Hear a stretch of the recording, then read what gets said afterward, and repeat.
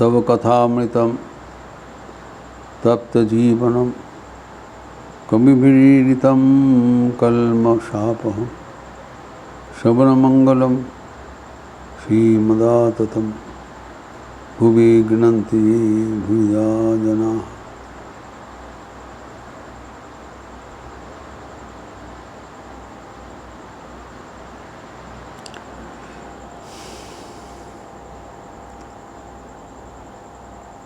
आध्यात्मिक अनुभूति क्या होता है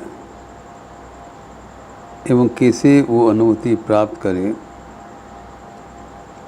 इसका समाधान देने के लिए ही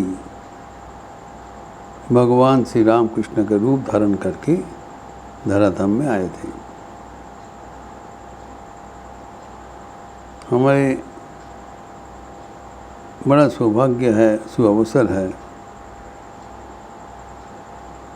कि भगवान श्री राम कृष्ण के रूप में भगवान इस दुनिया में अवतीर्ण हुए थे, हमें आध्यात्मिकता की ओर ले जाने के लिए। और ये श्री राम कृष्ण के अभिनव प्रस्तुति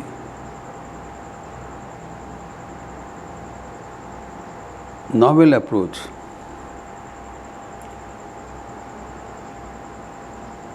श्री रामकृष्ण ज्ञान और अज्ञान दोनों क्या होता है तो व्याख्यान करके दृष्टांत दे के समझाया था।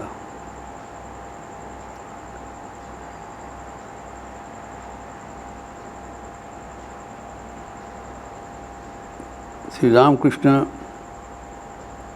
बारंबार भक्तगण को जीवन में आध्यात्मिकता में प्रतिष्ठित होने के लिए आह्वान किया। आध्यात्मिकता एक अलौकिक विषय है, लौकिक विषय नहीं है। तो लौकिक जीवन में रहते हुए अलौकिक जीवन कैसा होता है, ये सबके भीतर एक प्रश्न है। एवं इतने नाना प्रकार का समाधान सूत्र मिल रहा है, ताकि उसमें हमारा मन और भी विभ्रमित हो जाता है। इसलिए श्री रामकृष्ण इस प्रसंग में जो हम लोग चर्चा कर रहे थे, उनने सीधा बताया कि जो शारीरिक रूप से अगर जैसे कि हम लोग जगत में जीते हैं, उसी स्तर पर अगर भगवान को प्राप्त ना किया जाए तो भगवत प्राप्ति पूरा नहीं हो रहा है। सो फार अभी तक जो भगवान का अनुभूति ये सब हम लोग सोचते थे समाधि मग्न हो जाए, ध्यान में मिल जाए, कि हमारी निष्काम रूप से कर्म कर ले दिया जाए। यहाँ पर श्री रामकृष्ण कहते हैं कि अनुभूति का विषय है, ये कोई तर्क वितर्क मतवाद प्रतिष्ठा की बिल्कुल इसके साथ कोई संपर्क नहीं है। अगर जो कर तर्क वितर्क इतना जो चेंज ऑफ डेटा ट्रांसफ़र अभी वो लेके हम क्या करेंगे?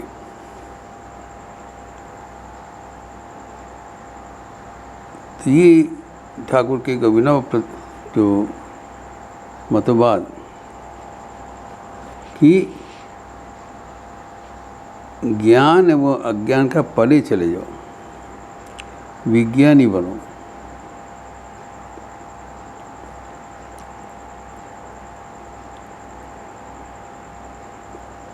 ये कोई विज्ञान, ठाकुर कहते हैं विज्ञान मतलब विशेष रूप से ज्ञान, विशेष ज्ञान को विज्ञान कहलाता है। और ये हमारे कोई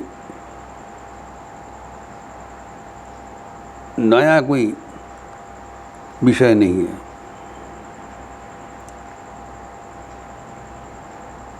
इन जो भगवत गीता में कहा गया है कि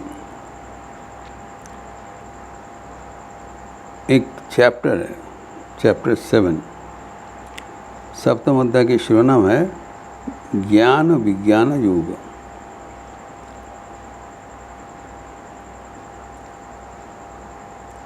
इसके पहले ठाकुर अनेक प्रकार का बताया, तो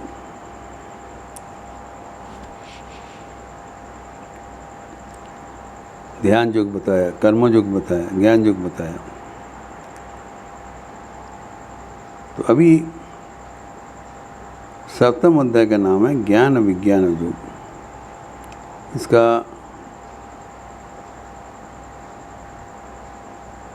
कुछ ज्ञान और विज्ञान का फर्क क्या बताया। जो ज्ञान विज्ञान योग, इसका मुख्य बंध में आचार्य शंकर भाष्य में कहते हैं शास्त्रार्थ ज्ञानम ज्ञानम तत् स्व अनुभूतकरणम विज्ञानम। अर्थात शास्त्र में जो थियोरिटिकल इतना डेटा दिया है उसके बारे में जानना, उसके रक्षण करना, ये कोई असुविधा नहीं होना चाहिए।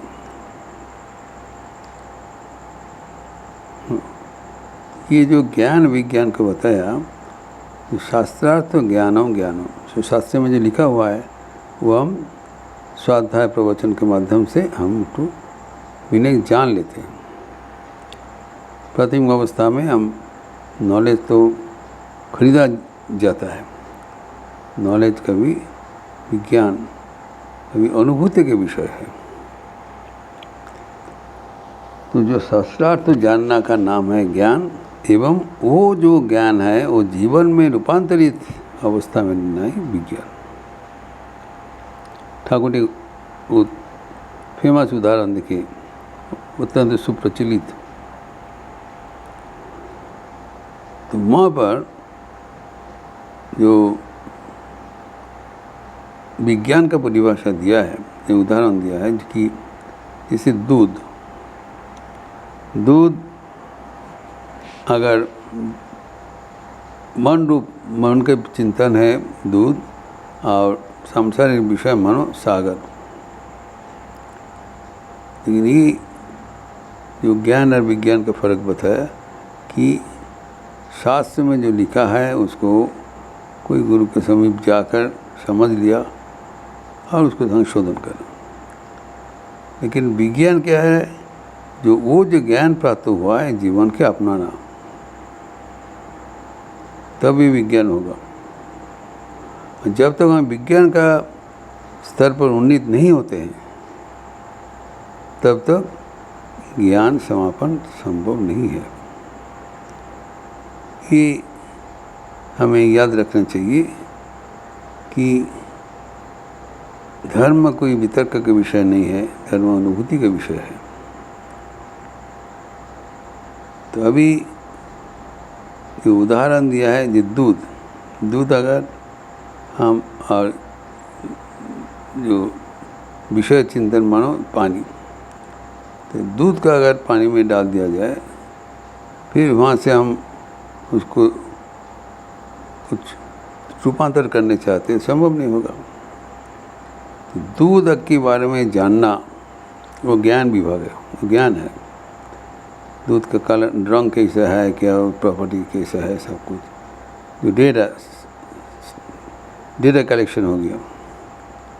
और वो जो विज्ञान का बारे में कहा गया है, वही जो उपलब्ध ज्ञान हुआ है उसको हम अनुभूति के स्तर पर लाने से ही वो जानना समापन सार्थक है। वैसे ही भगवान के बारे में सुनना, जानना और ज्ञान के बारे में, ज्ञान का अंतर्गत होता है। लेकिन वो जो दूध को पीकर हजम शक्ति में लेकर जीवन में रूपांतरित कर दिया, तो अलग मात्रा हुआ है।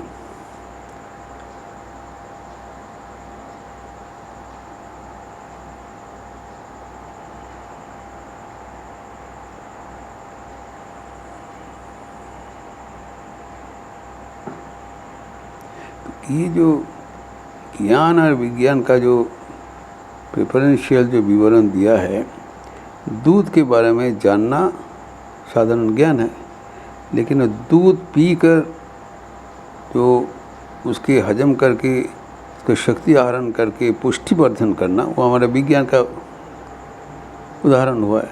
उसी तरह ईश्वर के बारे में जानना, वो साकार है या निराकार है, वो कैसे हम जान सकते हैं, ये सब डेटा कलेक्शन ज्ञान का अंतर्गत है।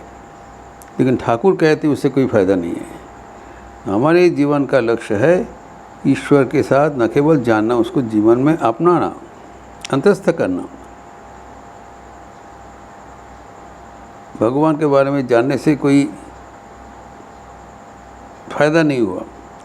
जब हम भगवान के साथ आलाप करेंगे, बातचीत करेंगे, उनको दर्शन करेंगे, स्पर्शन करेंगे, आलिंगन करेंगे, तब तो ना भगवान को प्राप्त हुआ है। वही ठाकुर कहते हैं हमारे जीवन का लक्ष्य है। ये कभी नहीं भूलना चाहिए। वो बार बार हमें वही लक्ष्य के प्रति आह्वान किया है, एवं वही हमारे जीवन, जब तक हमें वो प्राप्त नहीं होता है, हमें चैन का सांस नहीं लेना चाहिए। फिर continue our sadhana till that stage. ईश्वर के बारे में थोड़ा बहुत जान लिया और थोड़ा बहुत दर्शन भी कर लिया, उससे हमारा जीवन का लक्ष्य पूर्ण नहीं होता है। ये ठाकुर का आह्वान है। हमें पूरी विज्ञानी बनना चाहिए, मतलब ईश्वर के उपलब्धि सर्वतोभावेन प्रार्थनीय करना पड़ेगा, तभी हमारा जीवन ईश्वर प्राप्त हुआ है आप बोल सकते। ठाकुर का ईश्वर प्राप्ति का लाभ का बात बोल रहे, ईश्वर का दर्शन करना, न केवल दर्शन। सर ठाकुर फिर बोल रहे हैं न केवल दर्शन करना, स्पर्शन करना, आलाप करना इत्यादि, अर्थात ईश्वर को हमारे जीवन में वो तो प्रोत रूप से हमें अनुभूति के स्तर पर लाना। इसलिए स्वामी जी कहते हैं religion is realisation, not a bunch of theories, dogmas और डॉक्ट्रिन्स। ये कोई तर्क का विषय नहीं है, अनुभूति का विषय है। जब इसी प्रकार हम ईश्वर को हमारा अनुभूति की स्तर पर लाएंगे, तभी हमारा धर्म लाभ सार्थक कहा जाएगा। जो जिसको कहलाता है कि धर्म हमारे जीवन का जो नींव है, वो नींव को परिपुष्ट करते हैं, जीवन को रूपांतरित कर देते हैं, एवं तभी हमारा मानव जीवन सार्थक माना जाएगा। ईश्वर हमें सृष्टि किए हैं हमारे साथ, वो हम अनुभूति के स्तर पर हम उसी इंटरेक्ट करें, ना कि हम जो इंटेलेक्चुअल स्टेज पर हम उसके साथ इंटरेक्ट करें। अधिकांश समय में हम ईश्वर के बारे में हमारा जो बुद्धि एवं जो मन, उसी स्तर पर हम ईश्वर को उपलब्धि करते हैं, विचार करते हैं, वितर्क करते हैं। ये है धर्म की प्राथमिकता, ये प्राथमिकता है। लेकिन असलियत धर्म है ईश्वर के बारे में जानकर उनको उपलब्धि का स्तर पर लाना। ये हमें कभी भूलना नहीं चाहिए। जब तक हम भगवान को उपलब्धि स्तर पर नहीं लाते हैं, भगवान को तो प्रोत रूप से हम जीवन का अंग नहीं बना लेते हैं, तब तक हमारा जीवन सार्थक नहीं होगा। इस प्रसंग को हम लोग फिर आगे बढ़ाते हुए अगले दिन विस्तार करेंगे। ओम शांति शांति शांति। हरि ओम तत्सत। श्री रामकृष्णार्पणमस्तु। आज बहुत पावन दिवस है, श्रीमद स्वामी अभेदानंद जी का जन्म जयंती है। ठाकुर के अंतरंग षोडश सन्यासी पार्षदों के भीतर स्वामी अभेदानंद जी यानी काली महाराज अन्यतम थे। उनकी जो अनूठा जीवन, अनूठा ज्ञान एवं रामकृष्ण संघ में अनूठा योगदान, इसके बारे में विस्तृत चर्चा संध्या रीति के बाद होगा, वो प्रवचन प्रदान करूँगा। आप सबका स्वागत है। अच्छे रहिए, स्वस्थ रहिए, आनंद में रहिए। नमस्कार।